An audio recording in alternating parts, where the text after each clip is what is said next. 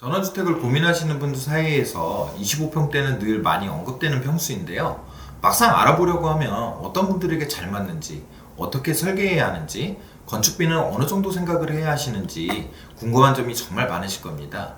그래서 오늘 로드하우징은 25평 전원주택에 대해 가장 많이 물어보시는 질문들을 하나씩 짚어보도록 하겠습니다.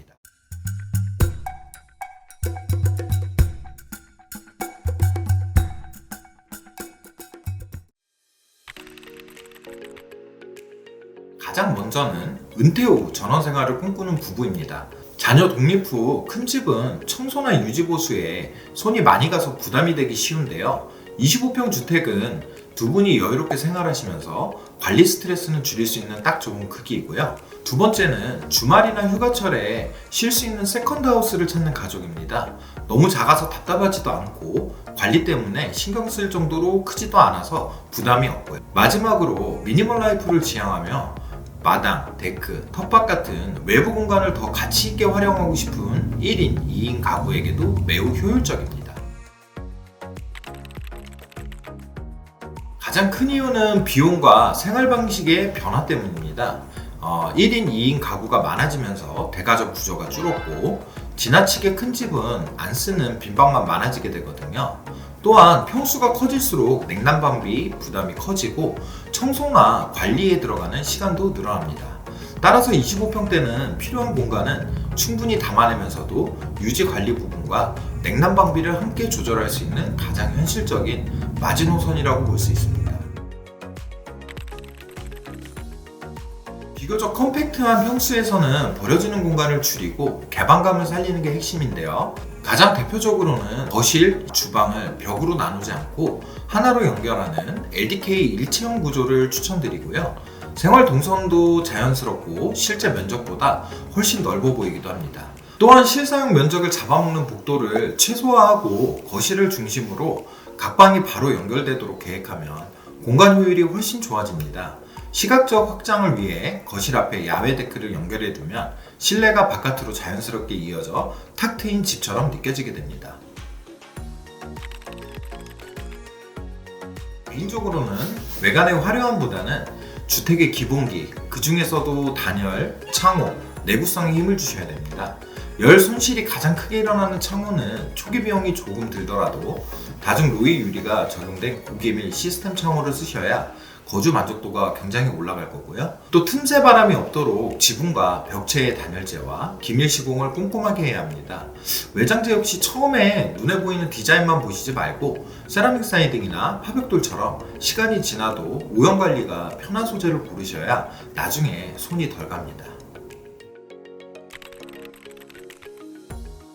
건축 비용은 대략 1억 3천만 원에서 1억 6천만 원 정도로 예상하시면 되는데요. 다만 이 금액은 기초공사, 골조, 내외장재, 창호 등 집 자체를 짓는 순수 건축비 기준입니다. 실제 총 예산을 잡으실 때는 토지 매입비를 제외하시고도 인허가, 설계비, 측량비, 기반시설 인입, 정화조 설치, 데크, 조경, 가구 등 부대 비용이 대략 3천만 원 내외로 추가 발생합니다. 따라서 순수 건물 비용과 부대 비용이 포함된 총 예산을 명확히 구분해서 조금 넉넉하게 잡으시는 것이 훨씬 안정적입니다. 첫 번째는 아티오 같은 단층 실소경입니다. 꼭 필요한 공간만 알차게 담아 동선을 짧게 가져갈 수 있어 계단이 부담스러우거나 관리가 편한 집을 찾는 은퇴 부부에게 정말 잘 맞습니다. 두 번째는 더마레 같은 감성 펜션형입니다. 넓은 창과 개방감 있는 공간감이 특징이며 자연경관을 즐기며 힐링하는 세컨드 하우스로 인기가 많은데 특히 더마레는 본관과 별관이 분리되어 있다는 게 장점입니다. 지인이나 다 큰 자녀가 왔을 때 독립된 공간으로 쓰기도 좋고 평소에는 나만의 취미실로 쓰기에도 무척 용이합니다. 세 번째는 케렌시아 같은 소형 2층 확장형 주택입니다. 단순히 바닥 면적만 나누는 게 아니라 공간을 위아래로 확장한 방식인데요. 1층은 거실과 주방 등 메인 공간으로 컴팩트하게 두고 2층은 게스트룸이나 취미 공간으로 분리해 평면 활용폭을 넓히기 아주 좋습니다. 가장 크게 체감되는 거는 냉난방비를 줄이는 게 관건이죠. 이를 위해서 로드하우징 같은 경우는 프라임셀이라는 고성능 단열재를 사용해서 냉기와 열 손실을 낮추고 있고요.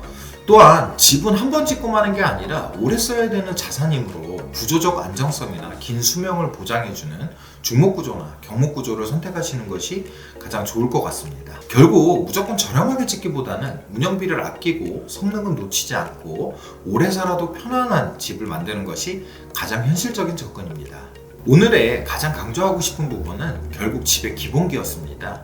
가성비를 생각하신다면 프라임스를 통한 난방비를 절감하고 중목이나 경목 구조가 주는 구조적 안정성을 꼭 함께 고려하셔야 짓기의 방향이 또렷해집니다. 전원주택은 짓는 순간보다 그 안에서 오래 살아가는 시간이 훨씬 더 중요하니까요. 처음 계획하실 때부터 예산, 구조, 성능을 함께 꼼꼼히 살펴보시고요. 이런 부분이 만약에 어렵다고 느껴지시면 저희 로드하우징에 연락을 주시면 언제든지 친절하게 상담 드릴 수 있도록 하겠습니다. 감사합니다.